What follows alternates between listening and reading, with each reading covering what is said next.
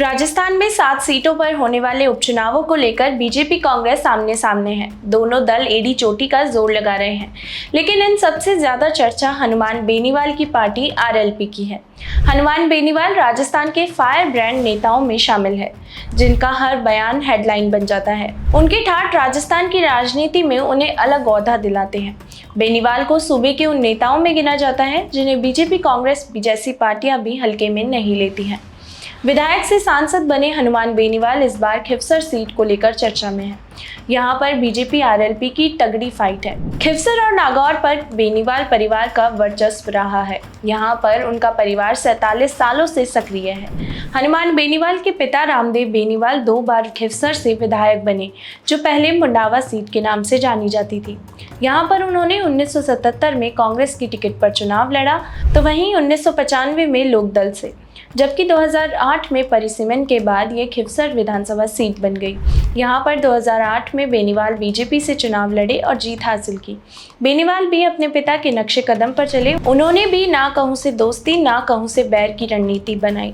2013 में निर्दलीय चुनाव लड़ने के बाद 2018 में उन्होंने खुद की पार्टी राष्ट्रीय लोक दल बनाया, जिसको हम आरएलपी के नाम से जानते हैं, और चुनावी मैदान में उतरे। उनकी पार्टी से 3 विधायक भी बने।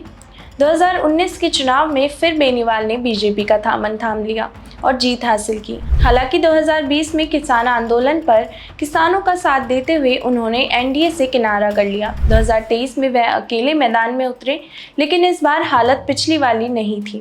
बेनीवाल को बीजेपी से कड़ी टक्कर मिली।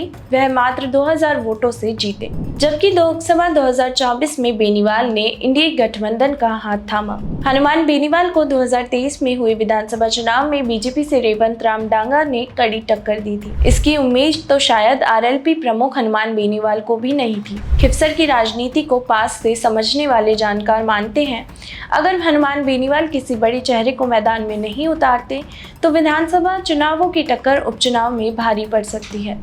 2018 में जब उन्होंने सांसदी छोड़ी तो भाई नारायण बेनीवाल को मैदान में उतारा था, लेकिन इस बार वह किसे उतारते हैं, इस पर सभी की नजरें टिकी हैं। जानकार मानते हैं कि बेनीवाल कड़ी टक्कर मिलने के कारण अपने चेहरे पर परिवार के किसी सदस्य को मैदान में उतार सकते हैं, क्योंकि उनके सामने 47 साल की विरासत बचाने की बड़ी चुनौती है।